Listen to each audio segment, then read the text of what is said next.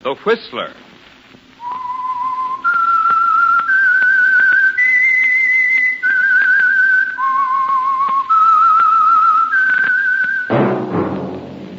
That whistle.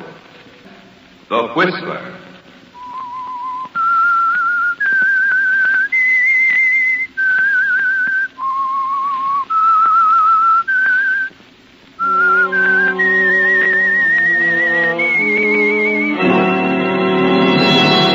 I am the Whistler, and I know many things, for I walk by night. I know many strange tales hidden in the hearts of men and women who have stepped into the shadows.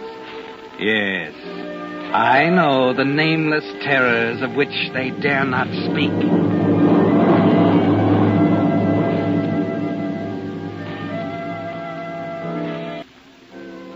And now the Whistler's strange story. Panic.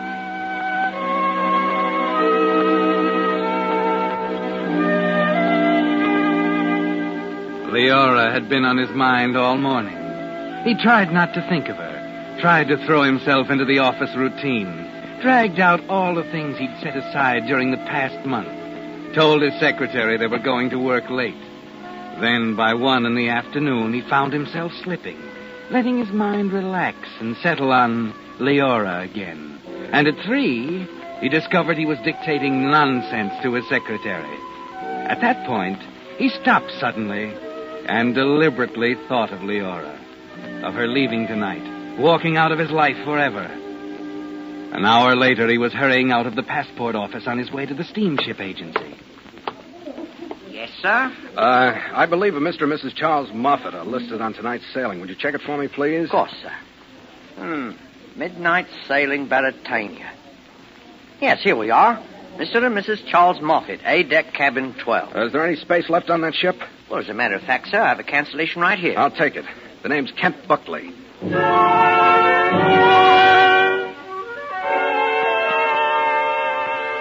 That's the way it is, isn't it, Kent?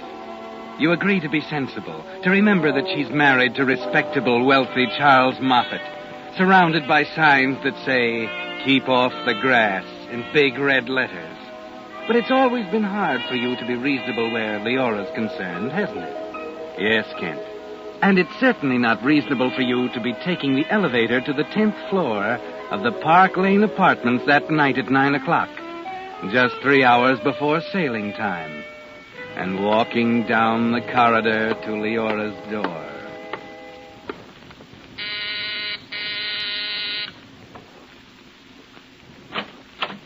Kent. Leora, darling, I had to come. Charles is back in the study. You've got to go. I don't give a hang where Charles is. I'd just as soon have it out with him right now. I couldn't get you out of my mind. But we agreed to forget it. Did you? No. Neither did I. There's no sense to this, Kent. We're leaving in an hour. That's why I came, Leora. I'm going too. What are you talking about? I got passage this afternoon. I'm not going to let him take you away. Oh, Kent. Kent, darling. Leora. Mm-hmm. Charles. Hello, Buckley. Go on upstairs, Leora.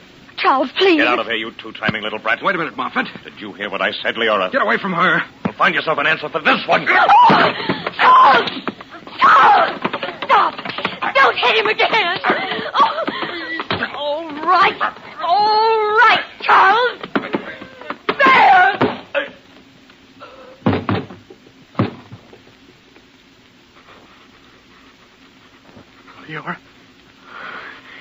Leora, that poker, you...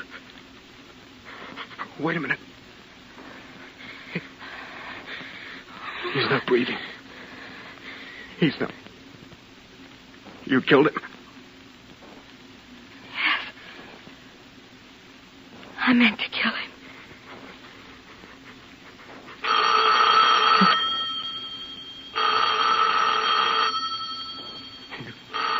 You better answer the phone.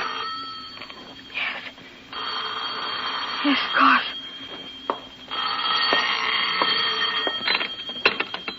Hello? Oh, yes, the package. I'll call down when it's ready. The expressman's downstairs. Wait a minute. Let me think. I gotta think. Oh, Leora. Leora, please. What have I done? Ken, what have I done? Come on, you better sit down. There. Oh, think. We gotta get rid of him some way. There's no way. We're on the 10th floor. We got 3 hours till sailing time. 3 hours. We'll never get away. There's no use trying. The baggage. Wait a minute. Leora, where are the steamer trunks? In the study. Come on. Okay. It's no use. Oh, we've got a chance. Whose trunk is this? Charles. His clothes. Big enough? Yeah. Sure. He's going in it. Come on. Help me get it open.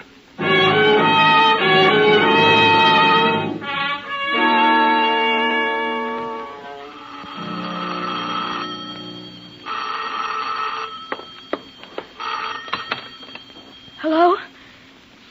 Just a minute. It's the expressman again. Tell him to come up in 5 minutes. Oh. Hello? Trunks will be ready in 5 minutes. Here. Yes, please come up. Listen, Leora, you've got to get hold of yourself. Oh. This is going to take nerve. Yes, Ken. All right, now listen. I'm going to leave now. I'll meet you on the pier. The trunks will be sent aboard. You and I are going up the gangplank as Mr. and Mrs. Charles Moffat. They'll check. Not until later. The cabin check comes after we get to sea. Maybe not till tomorrow morning. Ken, it won't. It's got to work. You know what happens if it doesn't? Yes, I do. All right, now listen. Your husband's going to commit suicide tonight, right after we sail. He's going over the side. If I'm right about that cabin check, if it doesn't come off till tomorrow morning... But if it does... We'll find a way somehow. I gotta go now. Remember, I'll see you on the dock.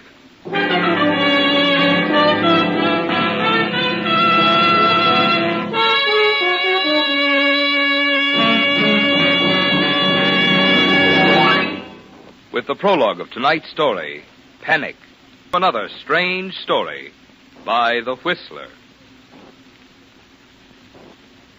And now, back to The Whistler.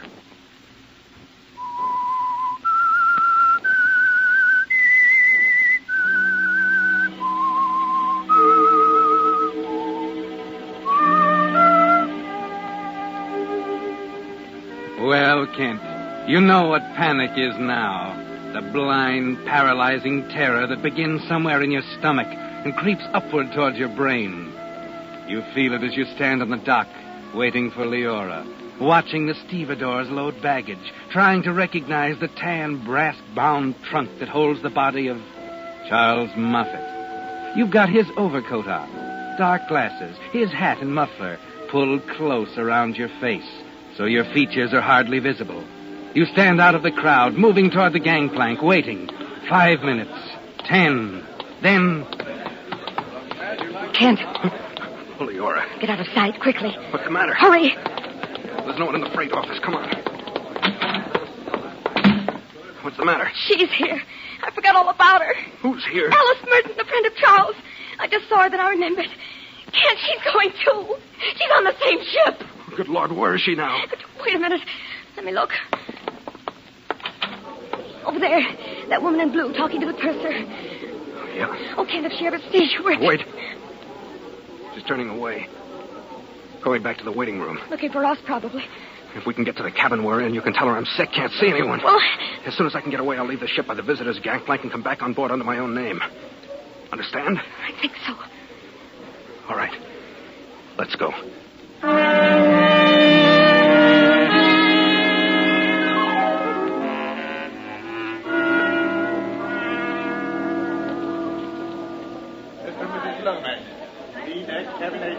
Remember what I told you. I'll do the talking. Just keep calm. Cabin 22, right? Tickets, please. Here you are. Mr. and Mrs. Charles Moffat. A-deck, cabin 12, right? Here you are. Come on. Oh, thank goodness. Oh, Mr. Moffat. Yes? I'm awfully sorry, sir. I have a note here about cabin 12. Apparently the agent made an error. It's been sold to two parties. What do you mean? Well, Would cabin 60 be all right? It's on the same deck and it's double. Yes, that'll be all right. Thanks. Thank you, sir.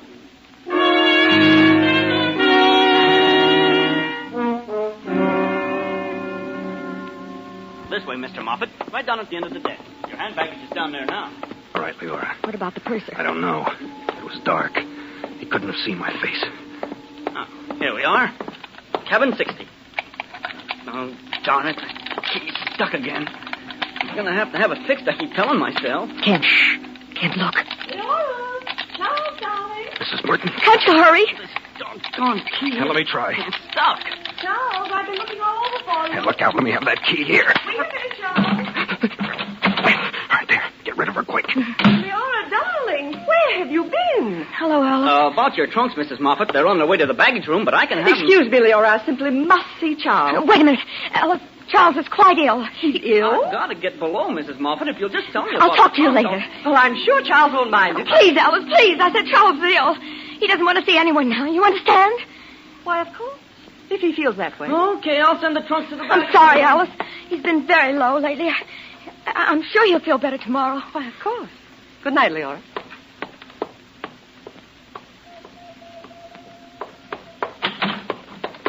Well, that was a close one. I've got to sit down. What about the baggage? I don't know.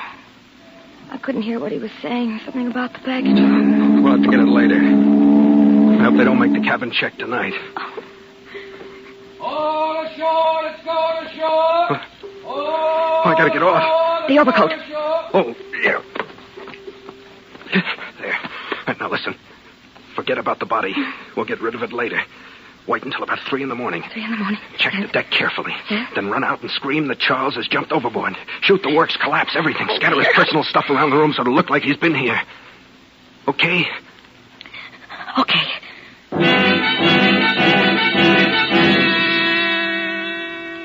Yes, Kent. Panic is a terrible thing, isn't it? And it's eating away at you as you leave the ship with the bon voyageurs. As you return and present your own ticket. Then, an hour later, after the ship is pulled out, you discover to your horror that they're making the cabin check. Who is it? Kent, open up, quick. They're making the cabin check right now. Be here in 20 minutes. We gotta do it now. That man outside. What man? He's hung around here ever since you left. Out there by the rail. Yes. There, he's back again. I'll have to get rid of him. You know what to do? I think so.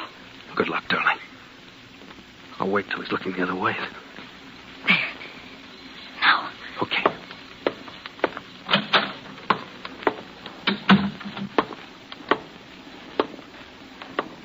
Nice night. Oh, you startled me. I didn't see you. Sorry. Cigarette? No, thanks. I got a cigar here. Buckley is my name. Grayson. Glad to know you, Buckley. Uh-huh. First trip? Well, matter of fact, it is. We'll have a drink on it at the bar down on the next deck. No, thanks. I don't drink. Oh. Been over the ship? Yeah? Nice tub at that. Well, I was just about to take a walk around the deck. How about joining me? Oh, you better stick around. Purser's collecting the tickets. Maybe afterwards, huh? Yeah, all right. Mhm. 10. Robert. Oh, there they are now. Yeah, there's... Oh, what's wrong? My heart. Doctor. Hey, good Lord, Purser! Purser! Yes, sir? This man's had a heart attack.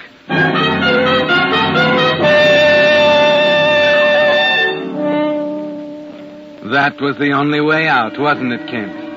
Grayson and the purser carry you down to the ship's hospital, and the doctor examines your heart, then leaves you to rest on the couch.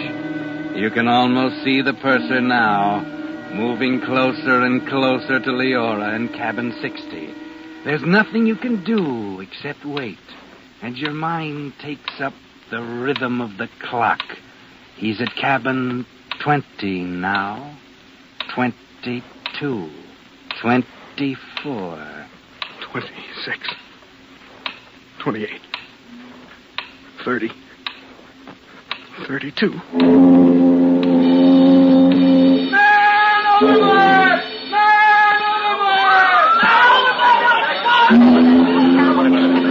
She made it.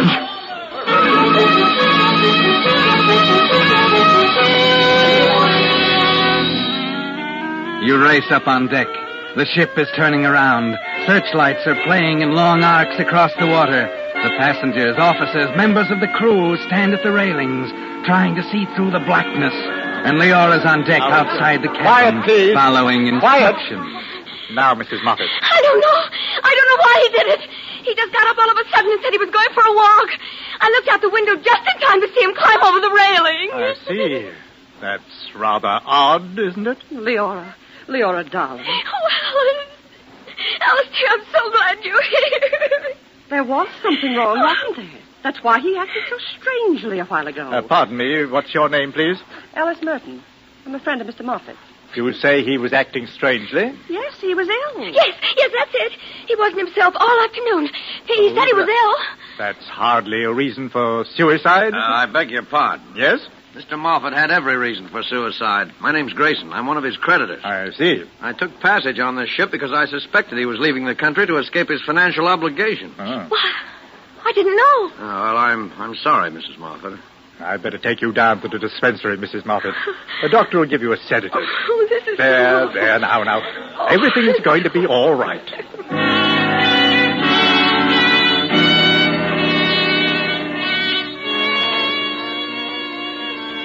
Well, that's one important hurdle, isn't it, Kent? But the rest is going to be more difficult. There must be no way for anyone to connect you and Leora, to link up your convenient heart attack with Charles Moffat's suicide. You have to take advantage of every moment the two of you are alone together. For example, as you are resting side by side on the beds in the ship's hospital, the doctor goes out for a moment. Did I sound convincing? Wonderful. Grayson was a blessing in disguise. We can take our time now. Yeah, 3 more nights. Get into Southampton in the morning of the 16th. If that trunk ever gets into customs... Don't even think about it. We gotta be careful. I'm worried about Grayson. I know. Look, I'll be in the lounge tomorrow morning after breakfast reading a magazine. You can come in. Here you are, Mrs. Moffat. Take 2 tablets tonight and a glass of water. Make you sleep. Thank you, Doctor.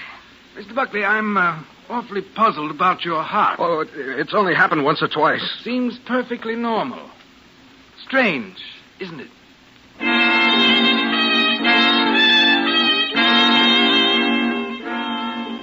You see her again the next morning as you sit in the ship's lounge, reading a magazine, back to back with Leora and Alice Merton on the sofa behind you. I understand, dear. I know it's hard. After all, I thought as much of Charles as you did, but it's not going to help any to sit alone in your room and brood over it. I know it, Alice. I'm going to see the deck steward. Perhaps we can arrange a game of shuffleboard. I'll be right back. Kent, Grayson's been talking to the doctor. your heart? Yeah, he's beginning to wonder, too. Check the baggage clerk. I'll send the trunk up any time I want it. Good. When? Not till we're ready. You'll have to help me. I can't lift him alone. I know it. Leora, dear, it's all arranged. The steward has it all ready for us. But, Alice, Oh, no, not another word. That nice Mrs. Broderick's going to join us, and, let's see, we need one more. How about this young man? I beg your pardon. Oh. How do you do? I'm Mrs. Merton. How do you do? Kent Buckley. I'd like you to meet Mrs. Moffat, Mr. Buckley. Oh, how do you do? Hello. Would you like to join us in a game of shuffleboard, Mr. Buckley? I'm sorry, not quite up to it today. Perhaps tomorrow. All right, tomorrow. It's a date.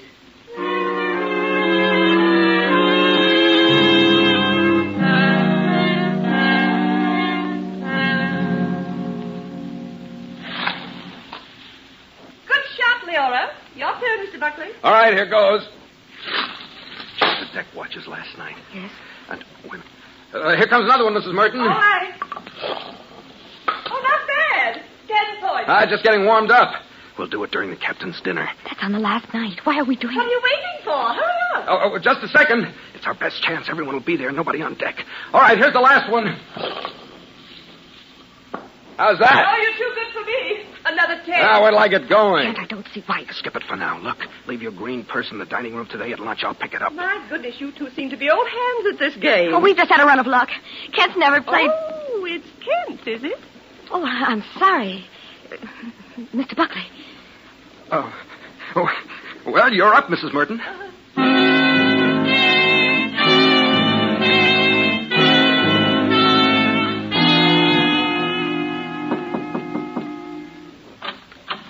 This your purse, Mrs. Moffat?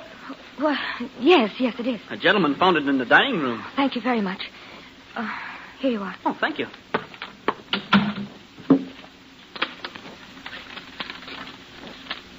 Everyone will show at captain's dinner except deck watches. Get trunk to cabin by 6. Dinner starts 6:30. Watch me and leave when I do. Meet at cabin. Kent.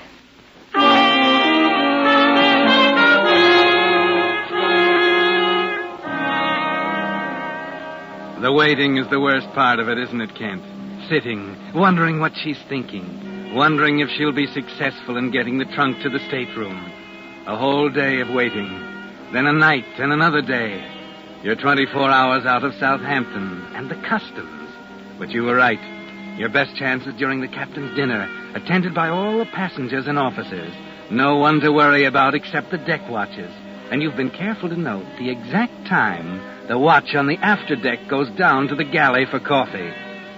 You're at the table in the dining salon at 6:30, seated next to your friend, Mr. Grayson, the man who represents the creditor. I saw you out playing shuffleboard yesterday, Buckley. Yeah. Enjoy it? Yeah, great game. A little strenuous. You don't mean that. I mean, for a man with a weak heart. Oh. Yeah. You know, if it hadn't been for that, I might have been able to stop Moffat before he went over the side. Matter of fact, I'd intended to go into his cabin and talk things over with him. That's how I happened to be standing out there on the deck. Well. And then you had to go and pull a heart attack at exactly the right moment. Always pick the worst time. Yeah. Almost peculiar the way it happened. You got a cigarette? How about a cigar? No, thanks, no. I better get some cigarettes. I'll be right back.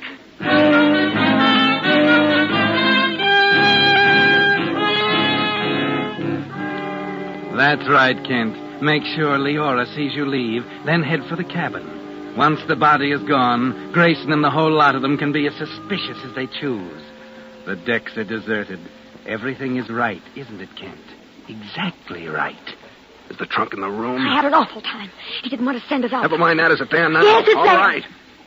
We can't be gone too long. Let's get going. Hurry. Don't touch the lights. Sorry. Okay. Where is it? It's right over there. Kent. It's gone.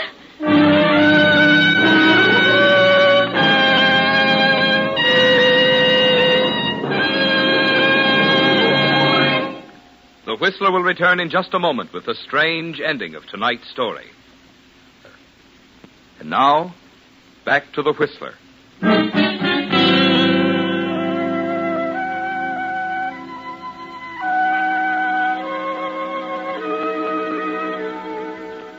Well, Kent, the panic is back again, isn't it? The blind black panic you felt when you looked down at Charles, dead at your feet back in the apartment. The trunk with Charles's body is gone. Everything. All the planning, the careful meetings, the dodging and lying was useless. The trunk is gone. You forget about caution now as you and Leora hurry down to the baggage room on C deck and call the clerk to the window. Clerk! Yes, sir. What happened to the trunk Mrs. Moffat had sent up to her room this evening? Oh, I'm awfully sorry, sir. Where is it? Well, it seems... Well, come on, where is it? Perhaps the purser can explain. Excuse me, Mackay. Where is it, Purser? It was in my cabin at 6 o'clock. It was an error on my part, Mrs. Moffat. I neglected to inform the clerk. Inform him of what? Of the fact that due to Mr. Moffat's death, we have to impound all his personal effects as a matter of form. What? I'm sorry, Mrs. Moffat. It's simply routine. What do you mean? We'll have to hold the trunk here till we arrive. But it will be available to you after its contents are examined and itemized by the authorities. Oh. So you see, really there's no reason at all to become alarmed, is there?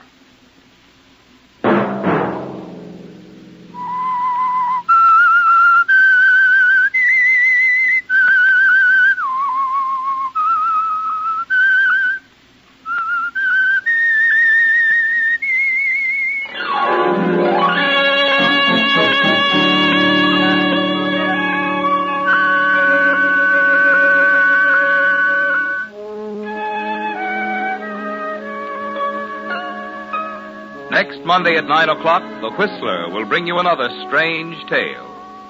The Whistler is broadcast for your entertainment. This program produced by George W. Allen with tonight's story by Harold Swanton, music by Wilbur Hatch.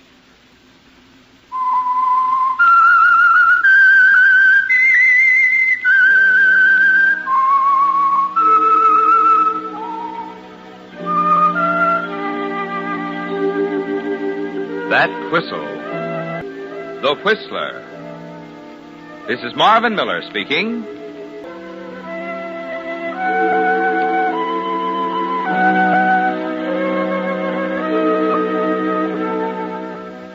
This is CBS, the Columbia Broadcasting System.